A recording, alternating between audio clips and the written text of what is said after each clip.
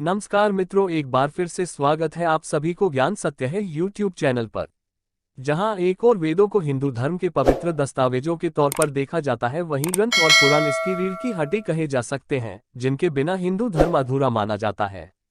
इन्हें हिंदू धर्म के ऐसे दर्शन शास्त्रों की संज्ञा दी जाती है जो धर्म, समाज और सभ्यता सभी का मिलाजुला स्वरूप है।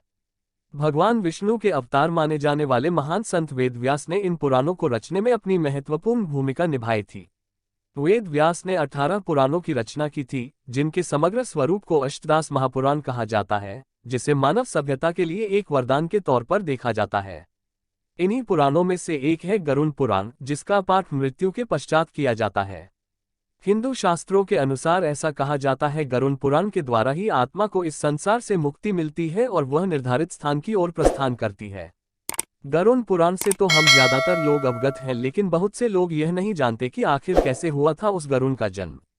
गरुड़ के जन्म की यह कहानी कश्यप ऋषि, जिन्हें देवों, असुरों, नागाओं और पक्षियों का पिता माना जाता है, कि दो पत्नियों विंता और कद्रु के साथ शुरू होती है। एक बार ऋषि कश्यप ने अपनी पत्नी कद्रु से कहा कि वह संतानोत्पत्ति के लिए एक यज्ञ प्रारंभ करने जा रहे हैं, ताकि उन्हें और अधिक पुत्रों की प्राप्ति हो सके। कश्यप ऋषि ने सबसे पहले कद्रु से पूछा कि उन्हें और कितने पुत्र चाहिए। मन ही मन कद्रु बहुत प्रसन्न हुई, क्योंकि विंता से पहले उनके पति ने उनकी इच्छा पूछी थी।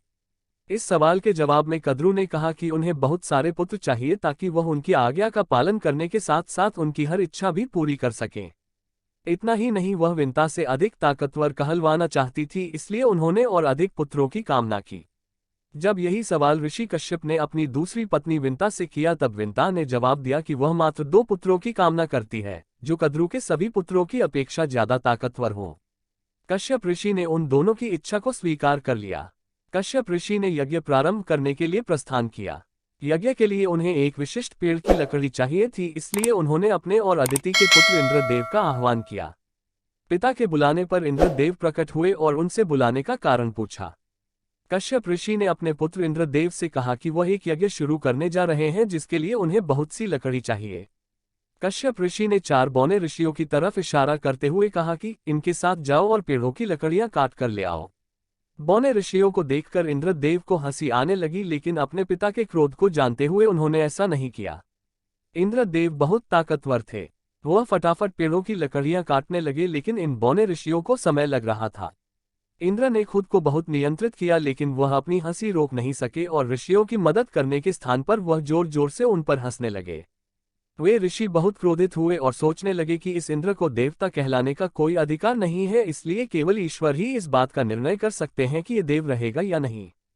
किसी तरह सभी लकड़ियां एकत्रित हुईं और तैयारियां पूरी होने के बाद कश्यप ऋषि ने यज्ञ प्रारंभ किया।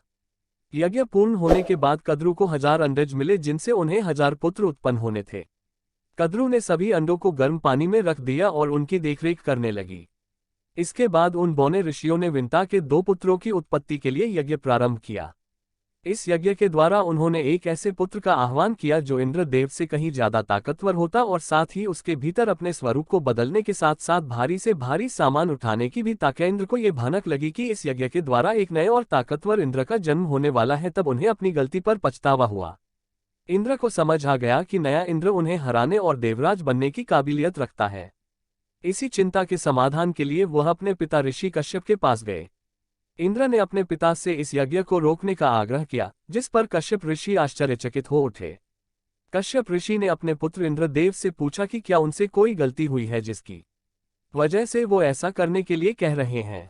जब इंद्र ने पूरी घटना सुनाई, तब ऋषि कश्यप बहुत क्रोधित हुए।